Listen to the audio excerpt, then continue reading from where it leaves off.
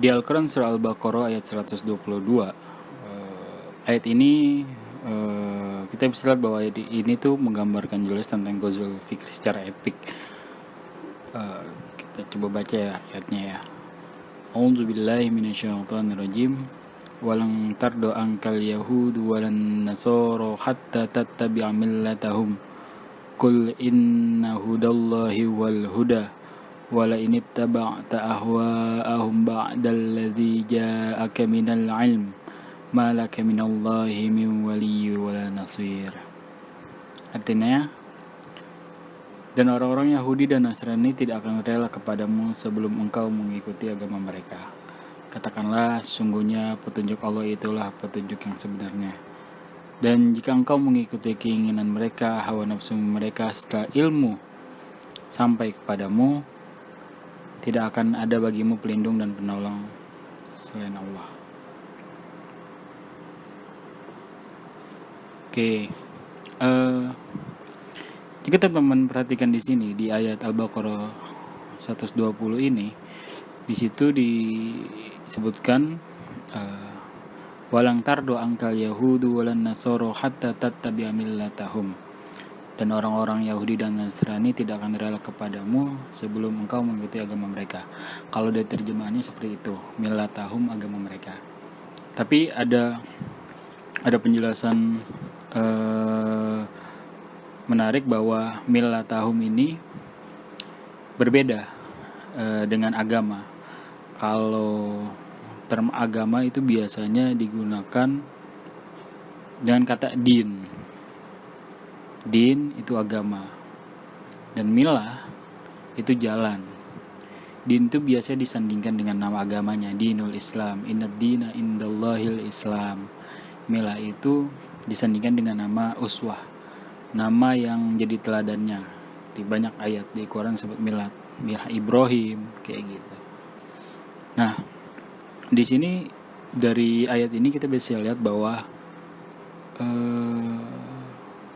Yahudi dan Nasrani itu tidak akan ridho kepada kita, teman-teman, sampai kita itu mengikuti langkah-langkah mereka, jalan-jalan mereka, pola pikir mereka. Mereka tidak akan ridho sampai mereka itu jadi panutan kita. Mereka itu jadi panutan kita gitu. Bagi contoh,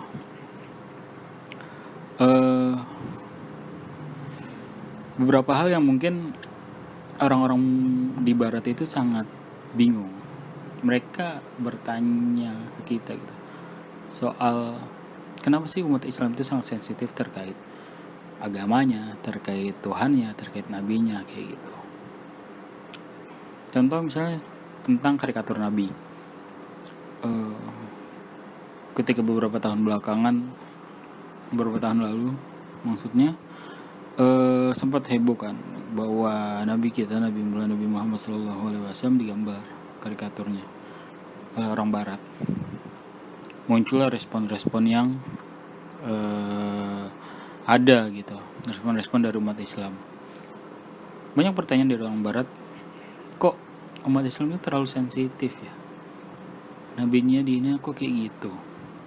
Padahal kami ya orang-orang Barat gitu, kami sudah biasa gitu bercanda dengan sosok Tuhan kami, bercanda dengan agama kami gitu. Kok umat Islam tuh sensitif banget kayak gitu. Mereka ingin kita tuh punya cara pandang seperti mereka gitu, santai aja ketika agamanya dijadikan bahan olok-olokan, nabinya dijadikan bahan olok-olokan kayak gitu. Nah, selanjutnya ayat ini juga mengatakan bahwa sungguhnya petunjuk dari Allah itu adalah petunjuk yang sebenarnya gitu, bahwa apa yang Allah katakan, apa yang Allah sampaikan, yang Nabi sampaikan adalah petunjuk sebenarnya kayak gitu. Dan selanjutnya, dan jika engkau mengikuti hawa nafsu mereka, keinginan mereka setelah ilmu sampai kepadamu, jadi apa yang ada di mereka itu adalah hawa nafsu belaka, teman-teman. Sedangkan apa yang di kita, apa yang Allah sampaikan ada ilmu yang sebenar-benarnya. agama kita adalah ilmu yang benar, sedangkan mereka itu hanyalah hawa nafsu belaka. Oke. Selanjutnya gue akan membahas tentang 3 modus di Ghazul Fikri. Jadi apa yang akan gue bicarakan di sini adalah apa yang telah Ustadz Akmal sampaikan di kajian-kajiannya. Kebetulan apa yang akan gue sampaikan di sini adalah apa yang beliau sudah sampaikan di kajian akhir zamannya Samilah Series. Oke. Teman-teman harus paham bahwa di balik kata itu ada konsep, dan di balik konsep ada pemikiran atau worldview. Mungkin banyak pertanyaan yang bikin atau mengganggu cara berpikir kita.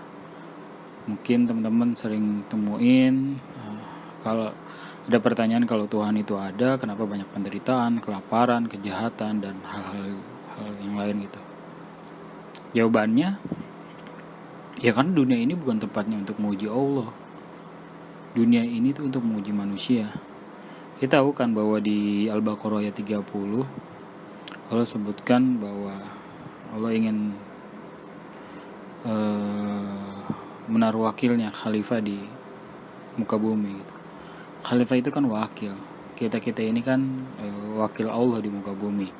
Yang namanya wakil itu yang menerima amanah, tugas dari Allah. Dan tugas kita untuk membereskan masalah yang ada di bumi gitu. Jadi nggak pantas gitu bahwa jika Tuhan itu ada, kok masih banyak penderitaan, kelaparan, kejahatan kayak gitu. Nggak pantas pertanyaan seperti itu. Dunia ini adalah tempat untuk menguji kita, teman-teman. Oke, move ke 3 modus dari Ghazul Fikri. Modus itu kan sesuatu yang sering berulang ya. Nah, modus di sini adalah sarana yang sering dipakai untuk melancarkan perang pemikiran. Number 1 is media massa. Nah, teman-teman pasti paham di media massa itu banyak banget kata-kata. Dan tugas media di sini adalah untuk spread about informasi kayak gitu. Nah, di Ustadz Akmal ngambil contoh terkait kasus 9/11, di mana media massa menjadikan informasi untuk meyakinkan bahwa gedung ini tuh roboh karena ditabrak pesawat.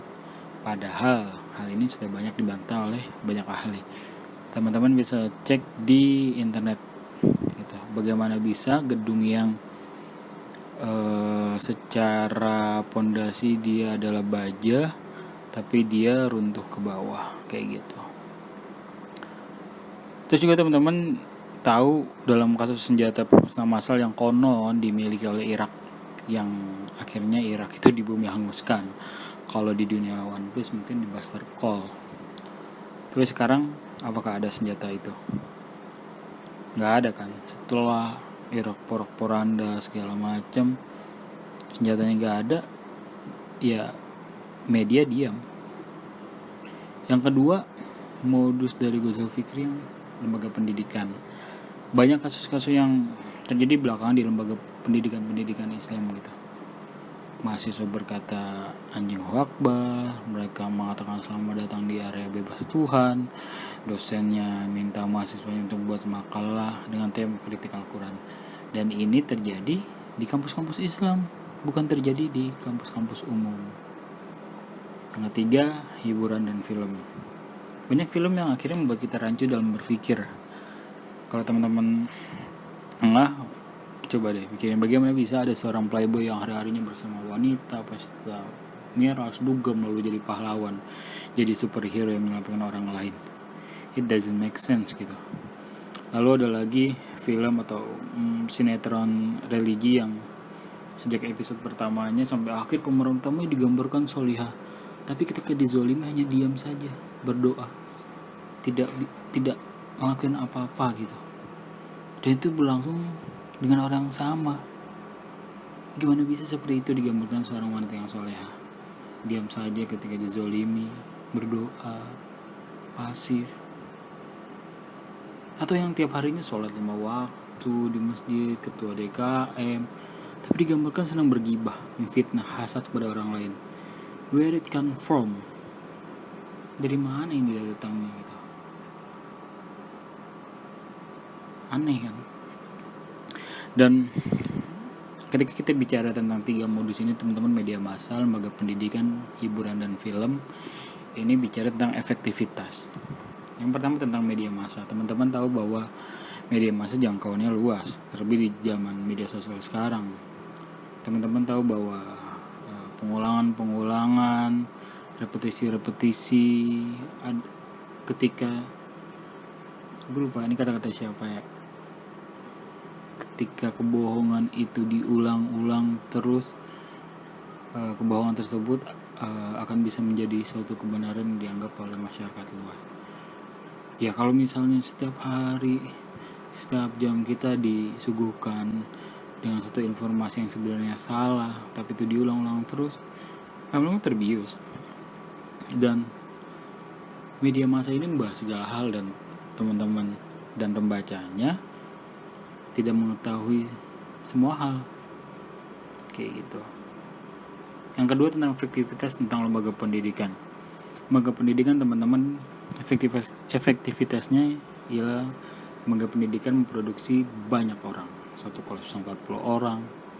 Ya kan, bayangin itu jadikan kaderisasi untuk menghancurkan Islam. Dan di lembaga pendidikan relasinya tidak seimbang, teman-teman. Seorang dosen bisa lebih berkuasa terhadap seorang mahasiswa. Ya, ini mah udah jadi konsumsi umum ya. Yang terakhir, hiburan.